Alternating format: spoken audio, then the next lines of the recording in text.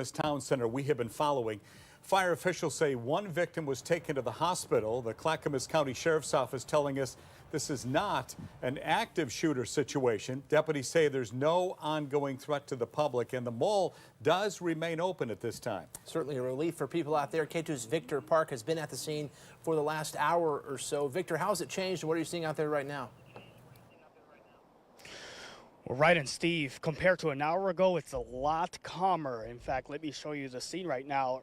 I mean, it is almost business as usual, with the exception of those sheriff deputies that have been focused in the entrance of, near the entrance of Barnes & Noble. You could see some of those flashes. Those are from investigators taking pictures, collecting evidence from that parking lot right there. We've also noticed they extended the crime scene tape, so it is much larger than it was before. Here's the problem, though. A lot of people who want to leave will not be able to, because a lot of those cars are within the crime scene tape. So that is the unfortunate part of this situation here for these people who are still at the mall. But like you said, the mall is still open, so they are able to still walk around. But it was nothing like it was earlier when there were hundreds of people trying to leave the area. We saw dozens of cop cars surrounding here. TriMet service was suspended to the area. And of course, also deputies were focused on the parking structure just east of here. But this has changed a lot, with the exception of this area in front of the Barnes & Noble. In the meantime, I should also mention we just got an update that the hospital, which is just half a mile from here, it is Kaiser, was on lockdown briefly. It seems like that lockdown has been lifted, though, but we just learned that within the last few minutes. Again, the mall is open. People are coming in and out, but it is also scary for a lot of people because, you may remember 11 years ago, just around the same time, there was that shooting that made national headlines here at the Clackamas Town Center. Really unfortunate scene there. This time, it seems like one person was taken to the hospital injured. We are waiting for deputies to give us an update on that victim and anything else. They told us there was going to be a press conference over here by the Claim Jumper restaurant. We are still waiting, along with other media members. But as soon as we find out more information, we'll keep you posted here on K2 News. We're live here in Happy Valley. I'm Victor Park, K2 News. Victor, thank you for that. Again, deputies are responding there to reports of a shooting near Clackamas Town Center. We'll continue to bring you live updates, as Victor said.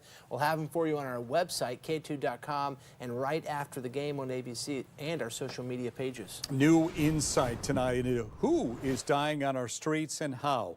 Multnomah County releasing its domicile unknown report today and revealing 456 deaths in 2023. That's a 45% increase from 22.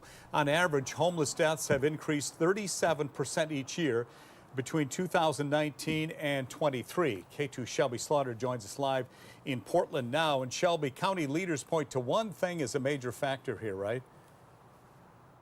Yeah, and that is fentanyl, Steve. And officials tell me this number is really important because it truly shows exactly what happened on our streets this last year.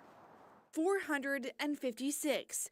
That's how many people Multnomah County officials say died while they were homeless in 2023. This is the highest number of deaths since Multnomah County began its analysis. County Chair Jessica Vega Peterson reflecting on Friday on those numbers, noting there is so much the county plans to do, but just hasn't had the resources. Stability and support looks like getting people off the streets. Vega Peterson says increasing shelter beds and transitioning people into more permanent housing will help bring these numbers down. We are committed to a 50% reduction in those living unsheltered by December 2025. To get this done, Vega Peterson and other officials note the importance of recovery services and point to both fentanyl and meth as two of the leading causes of deaths on our streets. In 2017, just one person died from fentanyl. Less than a decade later, those numbers exploded. In 2023, our system, county leaders say saving lives means getting more people inside. And you might remember just yesterday I spoke to incoming Mayor Keith Wilson, and he says this time next year, all people who are living on the street will be in shelter. Reporting live in Portland, I'm Shelby Slaughter, K2 News. Shelby, thank you for that. Today, Oregon regulators approved another rate increase for PGE customers. Starting January 1st, residential customers will see a roughly 5.5% increase in their power bills. Just yesterday, the State Public Utility Commission also approved a rate hike for Pacific Power. Those customers will pay an average of $14 more a month, also starting January 1st. Lake Oswego school districts sent a letter to families telling them about an upcoming budget deficit. They say they fell about $12 million short in the upcoming biennial budget to maintain current services. The district says it's been using money from its reserves because of the pandemic. The district says it has a 6-month plan to reduce spending, negotiations, and notifying employees of their status in the reduction process. We're sad this is happening. We're going to do our best to take in opinion. The district plans to give regular updates, it says, about its financial status through the process. Local law enforcement had the chance today to talk with the top justice official in the country. U.S. Attorney General Merrick Garland made a quick stop in Portland to have a roundtable discussion with police, sheriffs, the FBI, even the IRS. Garland praising the group for their crime-fighting teamwork. He says the Justice Department has handed out more than $60 million in grants to Oregon this year to help in the fight. These funds will help law enforcement agencies in Oregon to hire more officers. And they will help agencies and community partners prevent and combat violent crime and drug trafficking and improve services for survivors of domestic and dating violence, sexual assault, stalking, and other crimes. He says the interagency work has captured some big-time criminals bringing drugs and violent crime to the state. He gave a special nod to Portland for a nearly 10% decrease in violent crime over the past 3 years. A higher reward is now on the table for information leading to arrest in 2 ballot box fires. The nonprofit Arson Alarm Foundation added $5,000 to the pot. The FBI is still offering $25,000 to learn who set the boxes on fire in Vancouver and Portland back in October. Officials in Clark County say hundreds of ballots were destroyed.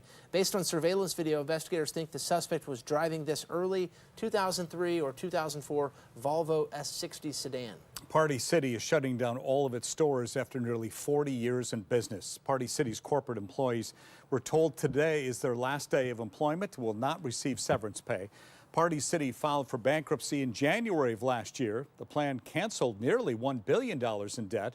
Only 2 stores were kept open in Oregon, one in Beaverton and one in Medford, and 16 in Washington, including Vancouver.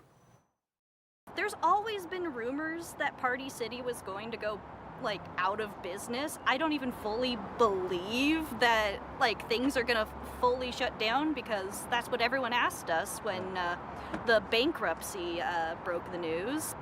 Competition from big box retailers like Amazon, Walmart, and others have also led to the collapse of smaller chains. A reward's being offered for information about the illegal killing of a gray wolf in Morrow County. The U.S. Fish and Wildlife Service says someone found a collared gray wolf dead on private land in early November. The gray wolf is federally listed as an endangered animal. The award is at $10,000 right now for information that leads to an arrest, criminal conviction, or a civil penalty assessment. Look who's here. Allison Gottlieb talking about the weather and, of course, the winter solstice, which Wright and I are excited that it's here. We start a little more light. Yes, a lot more light as we get closer to June and July. So that's something to look forward to really far in the future. But for now, today is the last day of fall. Tomorrow, winter officially begins. We have the shortest day of the year, and it's definitely not going to feel like winter as we go throughout the rest of 2024. So we have above average temperatures back to the 50s. We are going to see closer to the 40s as we go to Wednesday, and then as we get closer to New Year's Day and New Year's Eve, still in the 50s. Look outside right now. We did have a lot of cloud cover out there, just a bit more of that sunshine peeking through, but still we're going to see a lot of clouds as we go throughout the rest of this evening. 49 in Dayton. We had some moisture out there earlier, but not really seeing anything right now. We have just a lot of dry skies, and here's a look at 509. Nothing to really talk about. The next chance for rain is going to be as we go closer to tomorrow afternoon. We could see some showers start to move in earlier than that as well. So here's a look around 1:32, even 3:40. 4 a.m. Some of those showers along the coast, and then as you get closer to the Portland area around 7:30 in the morning. After that, some scattered showers lingering around for the afternoon, and then we go into the evening, mostly drying out before another rain chance moves in on Sunday. Now Monday, another chance for rain. That's going to be later on. And Wednesday, we should be seeing those showers return for Christmas Eve and Christmas Day. So 50s for the afternoon Christmas Eve. We are going to see some chances for some showers and some cloudy skies. And then on Christmas Day, mostly cloudy. The rain returns at around 48 degrees out there. Talking about the 40s, still in the 40s right now in Pendleton, even Baker City, LeGrand at 47. 50s as you get closer to the Portland area. 50 over in Salem, 54 in Tillamook, and even in Newport. Overnight lows tonight drop down to the 40s, 47 in Astoria, staying in the upper 40s from Lincoln City to Newport. Tomorrow afternoon, upper 50s for the high. Not as warm as today where we got closer to the 60s. We're going to be a bit cooler. Lower 50s for Troutdale, Aurora, even down to Salem. Tonight, temperatures drop down into the 30s for Government Camp, even the Dalles and Hood River, back to the 40s in the afternoon. And then a look at central and eastern Oregon, back to the 45 area for Pendleton, 46 in John Day, 42 in Baker City, same with Burns. And a look at the full 7-day forecast. So we have some rain moving in tomorrow morning, continue into the afternoon, 51 degrees out there, 52 on Sunday in Portland, very rainy. We have some rain chances late Monday night, and then Tuesday looking rainy as well. For Christmas Day and the start of Hanukkah, it is 48 out there and chances for some showers. And then Thursday and Friday, that rain's continuing. I feel like a broken record. Rain and 50s, rain and 50s. A little warm, dare I say. Very warm. I like your outfit too. Thank I just you. wanted you to know that. Isn't that good looking? Pink. And you guys are matching, kind of. A little bit, yeah. Nice necktie. We called this morning. Hey, the holidays are a stressful time at the airport, but Dove Lewis is making it a little better with therapy dogs. The pups took a trip to the airport today, decked out in Christmas pajamas. The team also handed out hot cocoa and sugar cookies to sweeten the deal. Therapy dogs are proven to reduce anxiety, stress, and depression. The team of dogs made up of career-changed and retired guide dogs. A lot of people are leaving their dogs to travel, and so to see our dogs is just a joy. The dogs will visit over 20 facilities before the year is over. When the dogs aren't at PDX, they're offering comfort to people all over the Portland metro in places like youth transitional homes and courts. Today, the Timbers drafted 2 players in the MLS Super Draft. They drafted defender Ian Smith in the first round from the University of Denver. The team has multiple veteran goalkeepers that could coach the newcomer. The Timbers kick off the 2025 season on February 23rd at home. Portland Trailblazers looking for another win this week when they take on the Spurs in San Antonio. It's the first of 2 games on the road. With their win last night, it was a big one. They brought their season record to 9 wins, 18 losses. And after the game, stick around for our post-game show, the Rip City Wrap-Up, hosted by Katu Sports Director Tyree Smith, Danny Meringue, and Joe Simons. Have you been invited to be on that program yet? No, but I watched it last night. They do a great job. But they haven't invited you, have they? Not yet. No, it goes a little bit too close to the 11, to be fair. Okay. Well, I understand Make that, an but I keep appearance. asking I jinxed the to be game. invited, and they just don't. Apparently, don't want me on the show. I'm sure Tyree would accept it.